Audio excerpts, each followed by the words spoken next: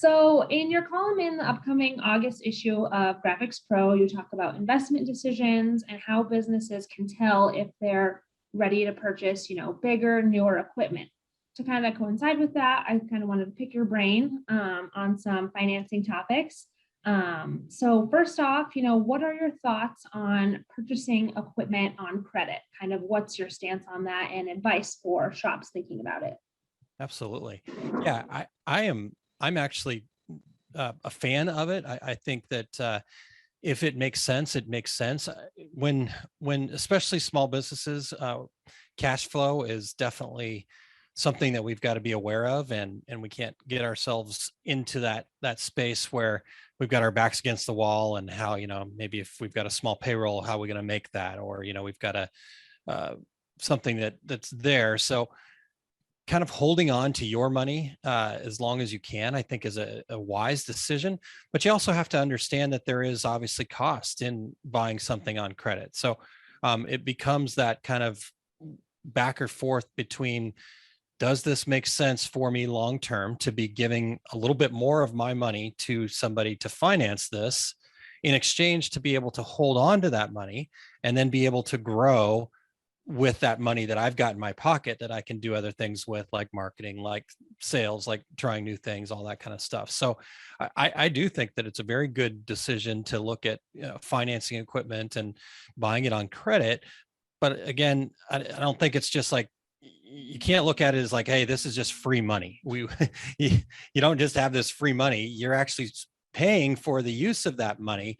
But in the long run, I think it can work out as long as you plan for it and understand that, hey, I've got to cover this amount of payment every month and over a period of time, and going from there. So yeah, I'm a fan of buying on credit as long as you think through it and make the investment decision.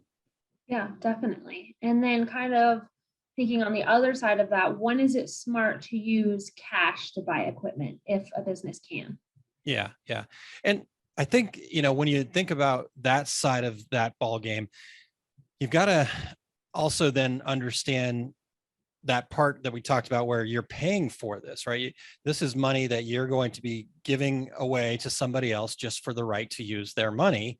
And if you are in a position where, your cash is good, you're strong, obviously you're going to save money by buying that piece of equipment in cash.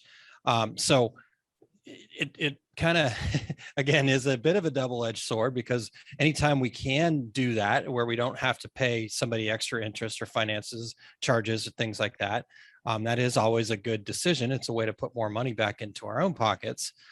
But at the same time, if you are putting yourself in a place where, okay, yep, I can afford to buy this on cash, but what happens when an unexpected thing occurs, and you have to make another kind of thing where you can only do it on cash. So you have to be a little bit leery of the spending all your cash in one place. So I think the decision really kind of more boils down to how financially strong are you feeling? How much are you willing to risk? Will you still have a good enough backup and surplus of cash once you've made that equipment purchase, that you can face any potential obstacles that are coming up in the future? Yeah, definitely. And to kind of, tease your August column just a little bit, what big tips do you have for shops trying to decide, other than financial, trying to decide on making such a big investment in new or bigger equipment? Yeah. Well, this is an area that I'm really passionate about, so I'll try not to just give away the whole thing here. But um, I, I think it's so interesting when we are faced with that, hey, new piece of equipment, or that new purchase, right? It's the new toy.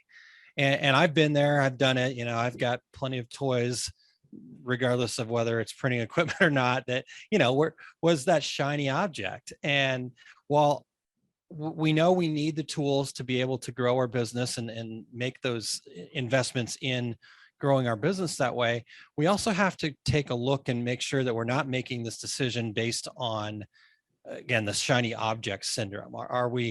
Do we just want the toy for the sake of having the toy?